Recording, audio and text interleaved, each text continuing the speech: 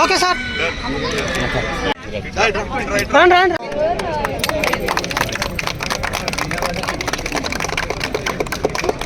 Sir MLA గారు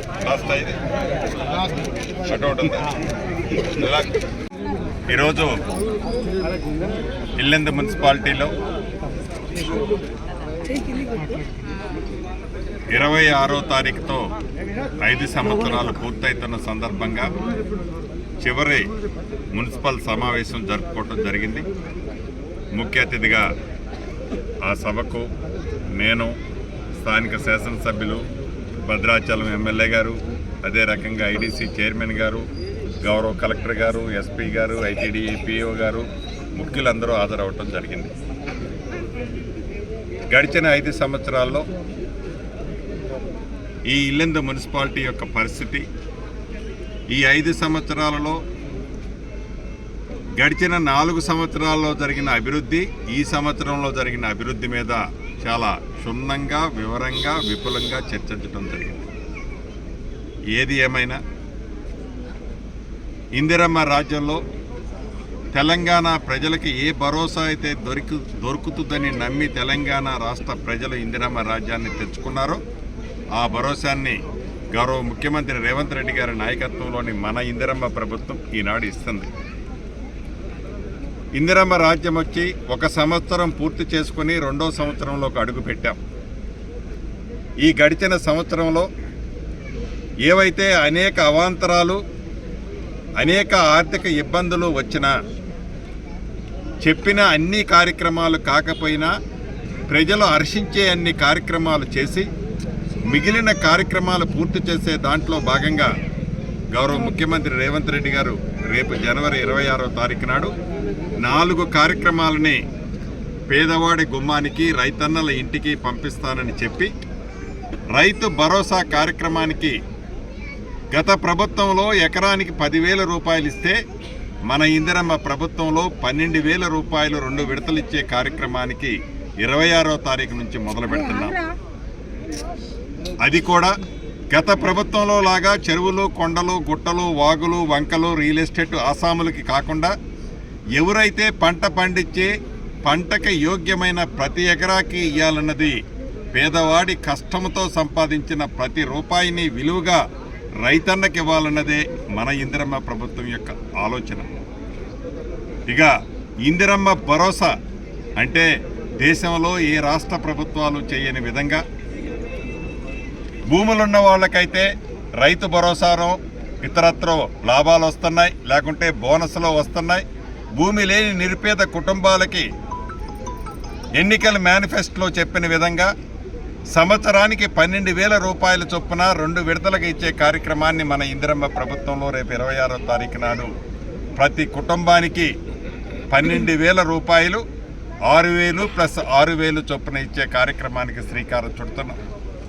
అంతేకాదు, గడిచిన 10 సంవత్సరాలలో ఏనాడు పేదవాడి కష్టాలు తెలుసుకోకుండా రేషన్ కార్డు ఇవ్వకపోతే పేదవాడి కష్టాలు కన్నీరు తుడచడం కోసమే ఉన్న ఈ మన ఇందిరమ్మ ప్రభుత్వంలో అర్హులైన ప్రతి ఒక్కరికి రేషన్ కార్డు ఇచ్చే కార్యక్రమాన్ని 26వ తారీఖు నుంచి శ్రీకారం చుట్టి, ఏదైతే ఈనాడు ప్రధాన ప్రతిపక్షంలో ఉన్నవారు అవాక్కులు చవాక్కులు పేరుతూ ప్రజలను రెచ్చగొట్టే ధోరణితో ప్రజలని మభ్యపెట్టి లేనిపోని నిజాలని అబద్ధాలుగా చిత్రీకరించి చెబుతున్నారు.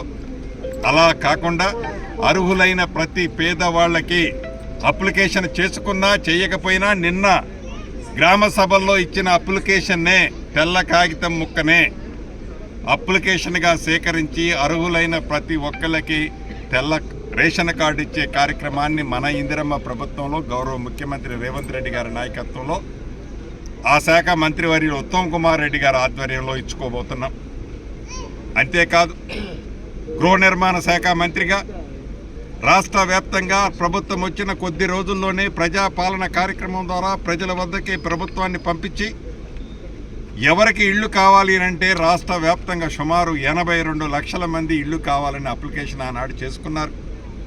గడిచిన నెల 15 రోజుల నుంచి రాష్ట్రంలో ఉండే ప్రతి గ్రామ పంచాయతీలు ఉండే అధికారులు క్షుణ్ణంగా పరిశీలించి ఇందిరమ్మ యాప్ ద్వారా యోగ్యులెవరు, అర్హులెవరు, ఎవరు అనర్హులు అనకుండా మొత్తము యాప్లో చిత్రీకరించుకొని యాప్లో లోడ్ చేసుకొని అర్హులైన వారికి ఇచ్చే కార్యక్రమానికి శ్రీకారం చుట్టే దాంట్లో భాగంగా నిన్న, ఈరోజు, రేపు, ఎల్లుండి కూడా ప్రతి గ్రామంలో గ్రామ సభలు జరుగుతున్నాయి. ఈ గ్రామ సభల్లో లిస్టు చదివేటప్పుడు మా పేరు రాలేదని ఎవరు అభద్రతకు లోనవ్వాల్సిన అవసరం లేదు. ఎవరైతే అర్హులున్నారో లిస్టులో లేకపోతే మళ్ళీ మీ గ్రామానికి వచ్చినప్పుడు, మీ ఇంటి వద్దకు వచ్చేటప్పుడు మీరు ఒక చిన్న కాగితం మీద రాసివ్వండి. దాన్నే అప్లికేషన్గా మన ఇందిరమ్మ ప్రభుత్వంలో సేకరించి అర్హులైన ప్రతి ఒక్కరికి ఇందిరమ్మ ఇల్లు కూడా ఇచ్చే కార్యక్రమం మొదటి విడతలో ఈ రాష్ట్రంలో 4.5 లక్షల ఇళ్ళు ఇచ్చే కార్యక్రమం ప్రతి నియోజకవర్గానికి 3,500 చొప్పున ఎస్సీ ఎస్టీ కాన్స్టిట్యున్సీల్లో అదనంగా ఇచ్చే కార్యక్రమాన్ని గౌరవ ముఖ్యమంత్రి గారు ఇంతకుముందే ప్రకటించారు. గతంలోనే దాన్ని ఇంప్లిమెంట్ చేసే కార్యక్రమం 26వ తారీఖు నుంచి శ్రీకారం చుడుతున్నాం.